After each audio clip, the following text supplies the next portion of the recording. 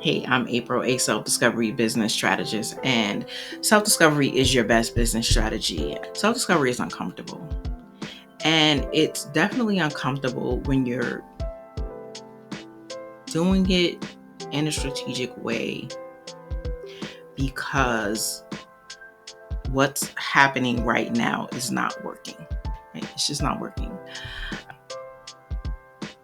And if you're doing it right, it's uncomfortable, right? Because of these three things that I'm about to talk about. Self-discovery is an undoing, right? It's letting things go that no longer serve you, right? And some of us have issues with that. Some of us, it's easier for others, right? It's easier for some than others, right? But what I noticed about it is that when I started doing more self-discovery, because everything was just not working, there was a letting go of things. It was inner knowing that some things just had to go. And the problem with that is that some things that you have to let go were once foundational for you, right? Like it was things that you invited into your life, and it became, it set the foundation for exciting things that happen in your life, for things that grew you as an individual, for people in your family, for just all kinds of things.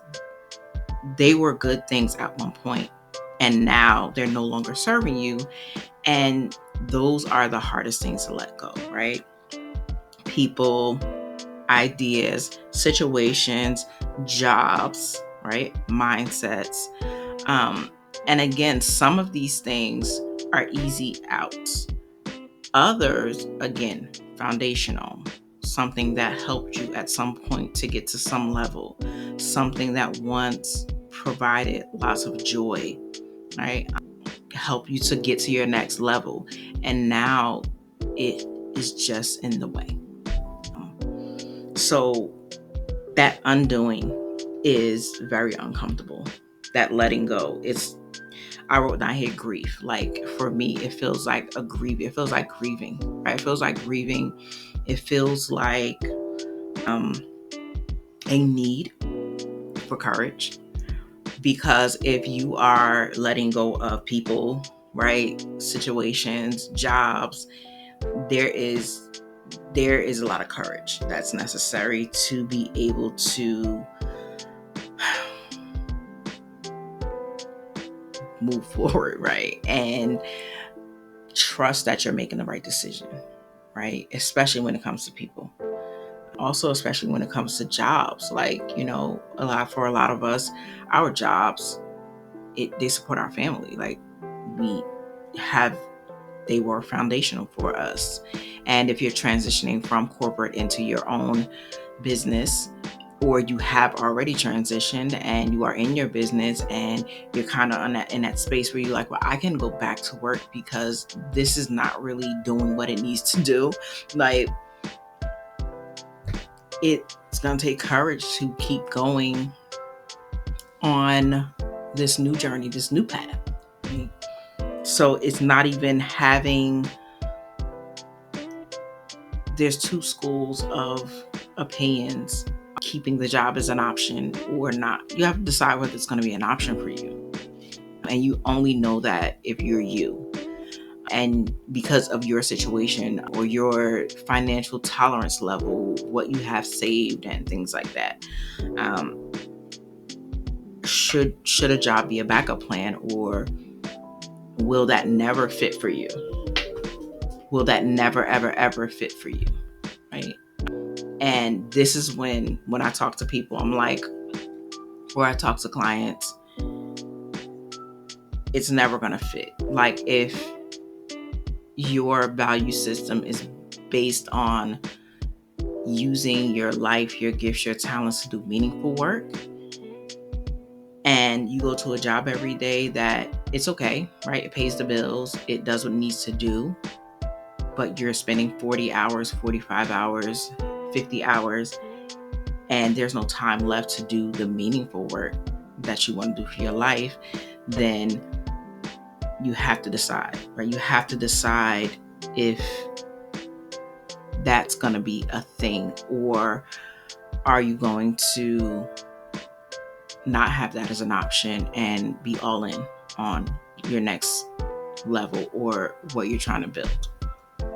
And another thing that makes self-discovery uncomfortable is unpacking, right? And when I say unpacking, I mean there's not literally but figuratively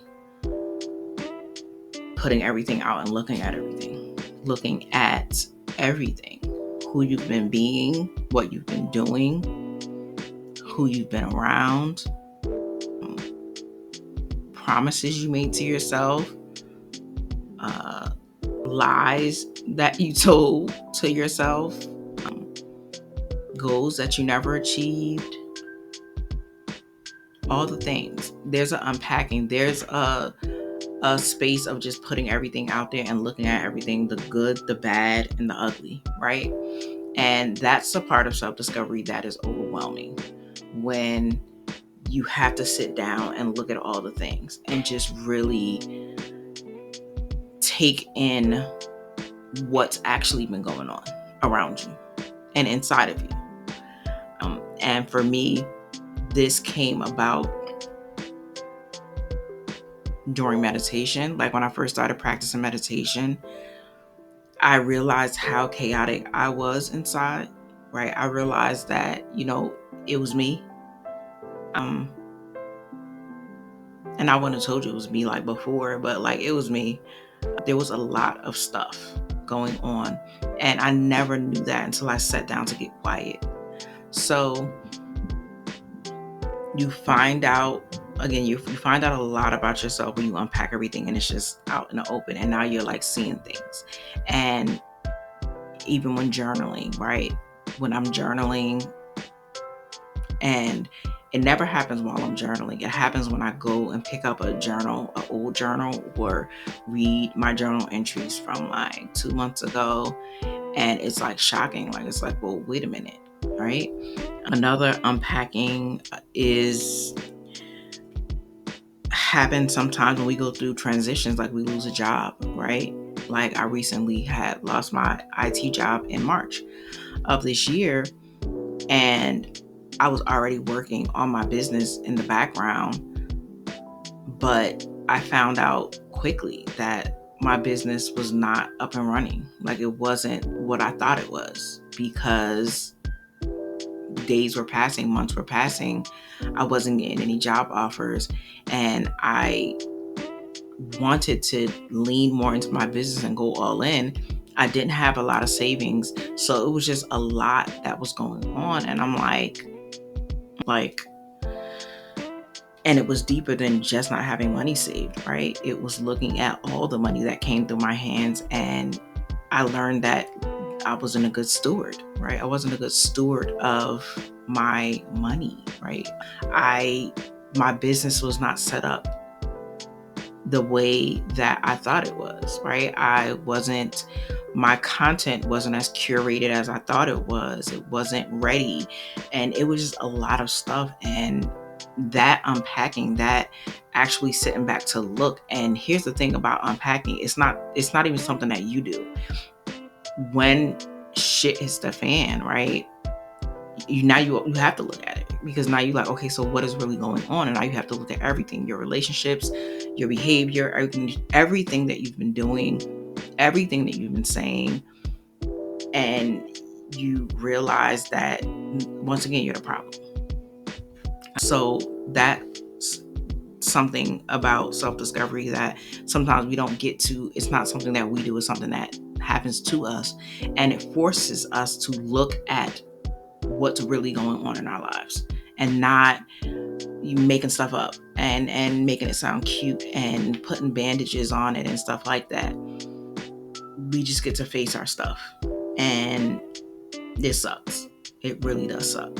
But we become better for it. So that's the part that doesn't suck. Like after you come through that tunnel, there is a light at the end of the tunnel, but in it, looking at the actual state of affairs of your life, you realize that you have never had, it wasn't a thing. It was just a concept of a thing, no matter what it was. And sometimes it's in your relationships, sometimes like in your marriage, sometimes it's with your children, sometimes it's with your business. It somehow, whatever you thought it was, it's not.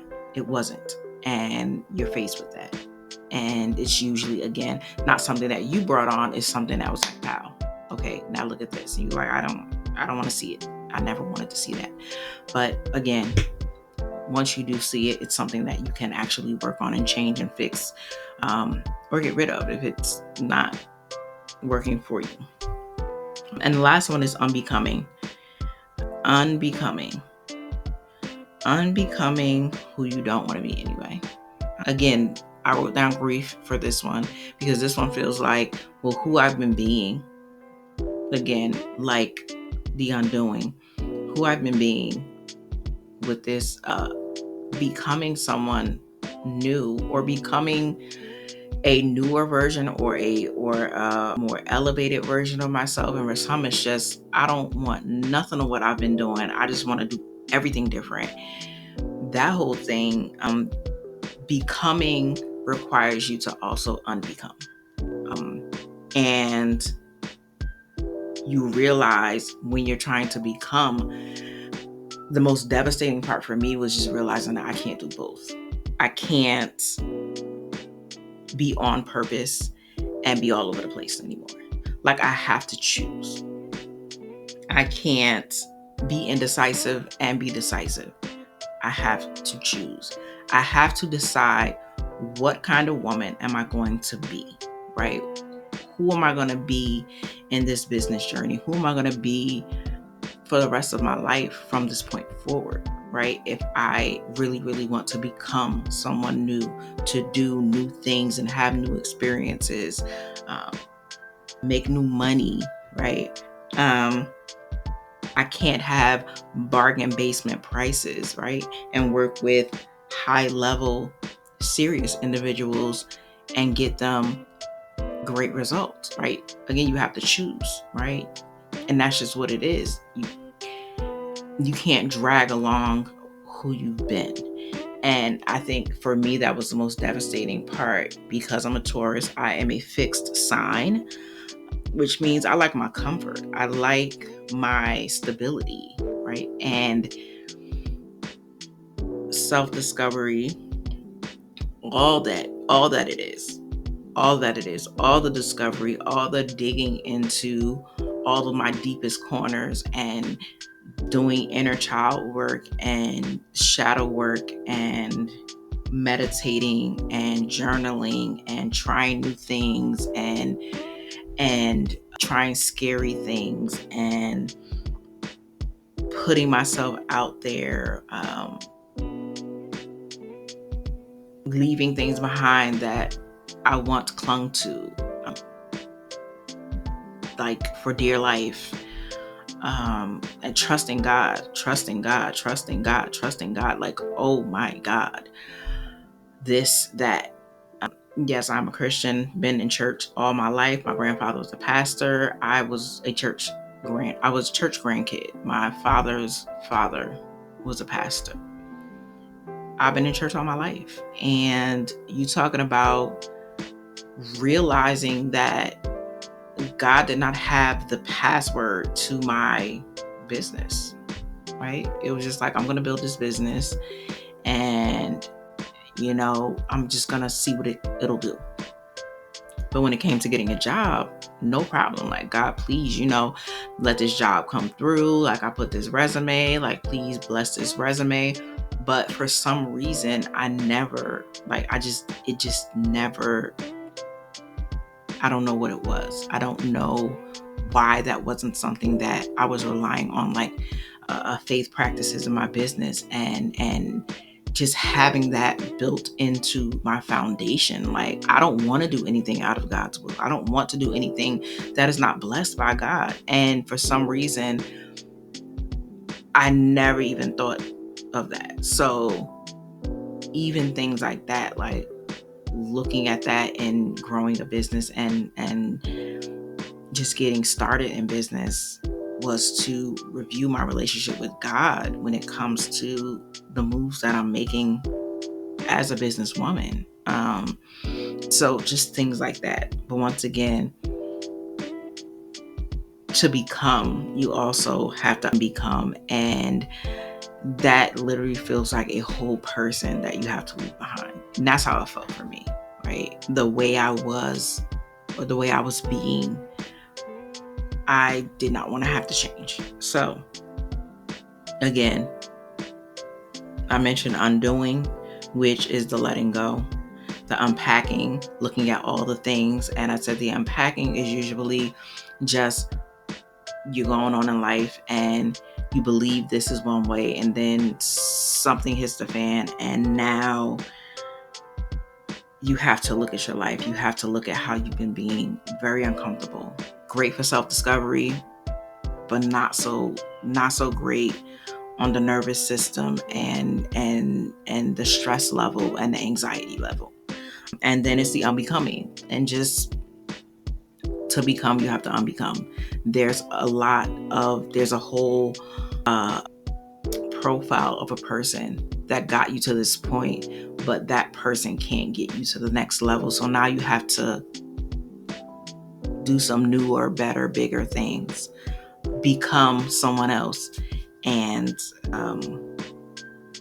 yeah, but it's gonna be fun. I promise you, it's gonna be dope. And remember, don't chase the bag, be the bag. Talk to y'all soon.